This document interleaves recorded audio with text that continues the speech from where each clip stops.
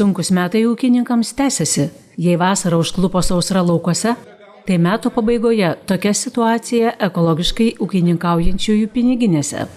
Mat, iki gruodžio vidurio tik vienam kitam ekologiniam ūkiui buvo pradėtos skaičiuoti ir mokėti avansinės išmokos. Kai ankstesniais metais tokiu laiku ūkininkai jau galėdavo atsiskaityti su tiekėjais ir planuoti metų pradžios pirkimus. Lietuvos ekologinių ūkių asociacija kreipėsi į atsakingas institucijas, tačiau situacija nesikeitė. Anksčiau būdavo tokių situacijų, bet ne taip masiškai. Šiemet vyksta masiškai, ta prasme, ekologai avansinių išmokų negauna, nėra net pradėta skaičiuoti. Tik tai dažniausiai rašoma, kad tiesioginės išmokų avansai planuojami skaičiuoti. Kažkaip taip atsitiko, kad ekologiniai ūkiai ne tik kad ekologinių avansų negauna, bet ir tiesioginių išmokų. Galėjo vis dėlto pradėti administruoti ženkliai anksčiau, nes ūkininkai turėjo sertifikatus, agentūra matė pateiktus ūkininkų sertifikatus, pagal kuriuos galėjo tęsti išmokėjimo procesą, o tas nebuvo daroma. Šie metai yra pereinamieji metai iš senojo periodo į naują periodą. Tai mes tikrai nesitikėjome, kad bus tiek klaidų paraiškose. Šiandien ir buvo ir kaimo reikalų komitete šitas klausimas svarstomas. Tai jeigu taip trumpai, mes praeitam periode turėjom vieną ekologinę priemonę. Ir pareiškėjas ateidavo ir deklaruodavo perėjimas arba ekologinis laukas. O šiais metais turim 4. Tęstiniai įsipareigojimai, ekologinė sistema perėjimas ir vaisiai, ruogos ir daržovės ir strateginio plano ekologinė. Ir žmonės deklaruodami, jie gal pasimetė, gal laiko per mažai buvo ir pridarė labai daug klaidų. Tai mes dabar siunčiam jiem pranešimus, taisom visas paraiškas, iš naujo perbraižom laukus ir sudėliojame tas lentynėlės į 4 priemonės, kad galėtumėm išmokėti išmoką.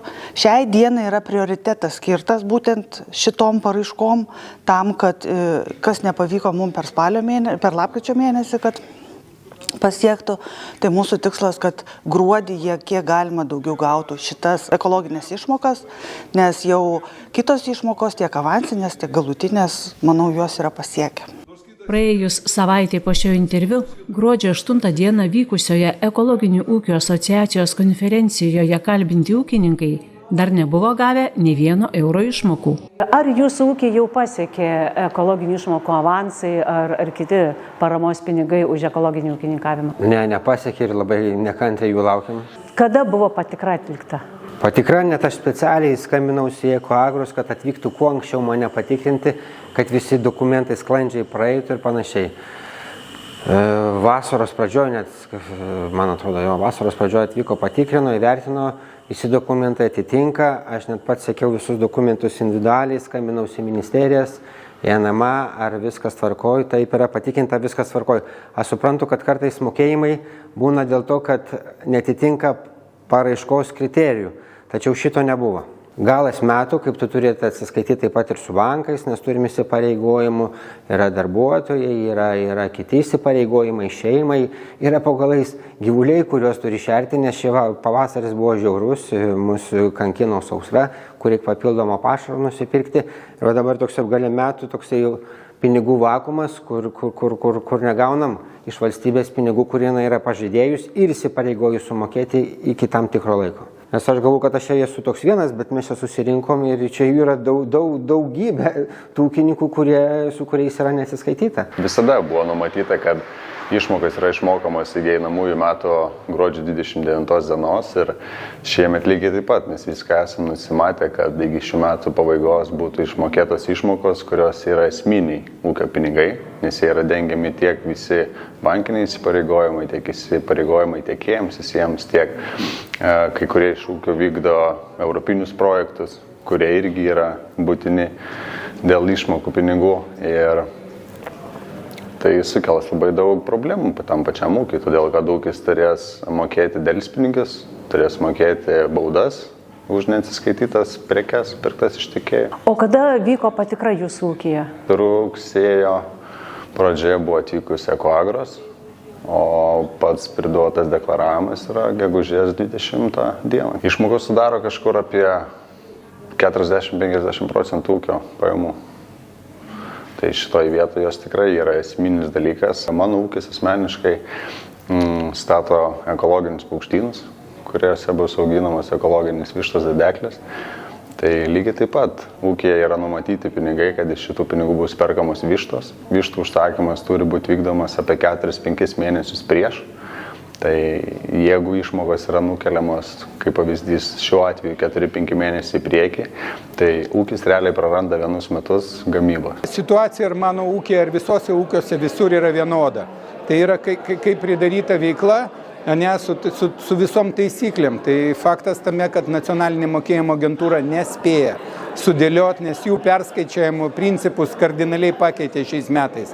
Tai reikia suprasti turbūt ir nacionalinė mokėjimo agentūra, kad šiai dienai patikrinti ekologinių ūkio dėl išmokų teisėtumo reikia peržiūrėti 6 atskiras eilutės.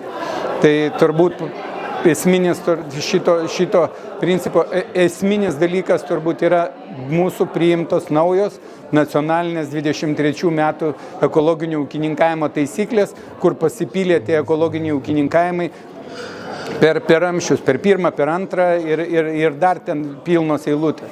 Tai dėl to ir turim tą, kad įkaitai nacionalinė skaičiuoja, labai ilgai žmonės, vienetai tie patys liko, tik darbo 6 kartus padidėjo ir ekologiškai ūkininkaujantis, kurie sėdim, buvom įpratę, kad gaunam tuo momentu, kad suskaičiuoja greitai ir tikėjomės ir planavom, kad ta parama ateis pas mus, o šiai dienai yra kaip yra. Ekoagros teigia, kad atlikusi kasmetinės ekologinių ūkių patikras, dokumentus išmokų skaičiavimui pateikia ilgai netrukus. Visą sertifikavimo procesą mes vykdome Žemės ūkio ministerijos valdomoje informacinėje sistemoje Žumpris, kuri realiu laiku perduoda visus sertifikavimo duomenis nacionaliniai mokėjimo agentūrai. Tai mes galėtume pasakyti tai, kad tie duomenis pasiekia nacionalinė mokėjimo agentūra, sertifikavimo duomenys greičiau negu patį ūkininką, nes jie nueina realiu laiku, o ūkininkui mes dar formuojam paketą, formuojam išrašą, kad jisai galėtų gauti kartu su sąskaita reikiamus dokumentus. Pasak Ekoagros vadovės, patikras būtų galima pradėti nuo balandžio mėnesio, tačiau ūkininkai delsia deklaruoti pasėlius iki paskutinės dienos. Todėl intensyvus darbas prasideda tik Liepos pradžioje.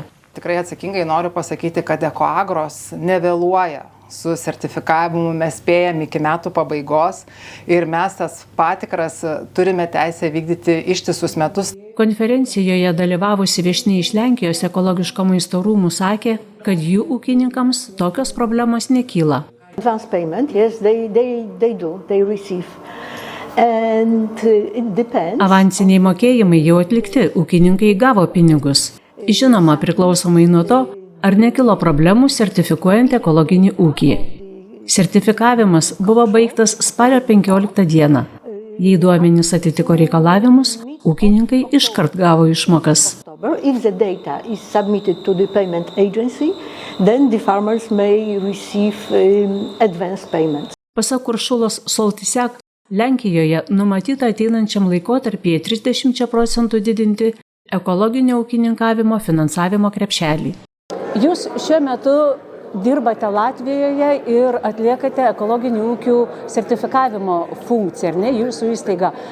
Kaip šitas procesas vyksta Latvijoje? Kiek žinau, tai jūsų institucija yra ne vienintelė tokia institucija. Taip, sertifikavimo procesas vyksta taip pat kaip ir Lietuvoje, pagal reglamentą, pagal vietinės taisyklės, bet kuom skiriasi, tai kad yra Latvijoje konkurencinė aplinka. Šiai dienai yra 2 sertifikavimo įstaigos ir nuo naujų metų atsidaro nauja 3 įstaiga. Taip, tai kad būsim Latvijai 3. Ir ką duoda ta konkurencija ūkininkams? Ūkininkui turbūt duoda, kad pasirinkimas kokybės atžvilgių, nes kainos yra pas visus vienodos sertifikavimo. Ir nuo sausio 1 bus nustatyta ministerijos kainininkas, kur turėsim vadovautis vienų kainininkų. Kaimininės šalis turi po kelias sertifikavimo įstaigas, net ir po 14 kai kur, o Lietuvoje dirba viena vienintelė ir ūkininkai kol kas neturi teisės kreiptis į kaimyninių šalių sertifikuojančias įstaigas, kad suteiktų tą paslaugą. Kodėl taip yra? Šiaip turbūt svarbiausia yra, kad sertifikavimo įstaiga turi būti akredituota ir turi būti patikima. Tai mes kaip tik šią savaitę vykome į Daniją, kuri teritorija yra panaši, gyventojų 5 milijonai ir jie turi irgi vienintelę sertifikavimo įstaigą, jokių problemų tame nėra. Tiesiog jeigu lyginant su Lenkija, kai sako, kad ten 12, galbūt 13, tai reikia suprasti, kad Lenkijoje yra 16 vaivadijų, Lenkija yra žymiai didesnė ir 16 ministerijų. Tai kažkuria prasme Lenkijoje sertifikavimo įstaigų yra mažiau. Bet Latvija, jeigu lyginsime su Lietuva, tai skaičiai mažesni negu pas mus būtų, o ten veikia. Nuo naujų metų veiks net 3 sertifikavimai. Aš nežinau, kokia padėtis Latvijoje. Mes Lietuvoje dabar gali Žemės ūkio rūmai jau kaip 3 sertifikuoti nacionalinės kokybės produktus. Tai ten kaip ir, toks yra sutarimas, kad gali ir bet kas sertifikuoti. Iš Ekoagros galbūt net ir išeis ta funkcija, bet tiesiog ministerijoje nebuvo tokių kalbų ir nematome poreikio, kad reikėtų antros. Dėl mažėjančios paramos ekologiniam ūkininkavimui ūkininkai traukėsi iš programos. Vien šiemet ekologinių ūkių atsisakė beveik 30% ūkių, dirbančių 300–500 hektarų. Jeigu mūsų valdžiai nereikia aplinkosaugos, tvarių produktų, ekologiškesnės gamtos, kraštovaizdžio geresnio, kur ganosi gyvuliukai, nėra visus metus ištisai pririšti tvartuose, o jie turi galimybę išeiti, atsigerti, pasislėpti pavėsyje, pakapstyti. Tai ko mes norim? Ar norim labiau teršti, ar norim aplinkosaugos?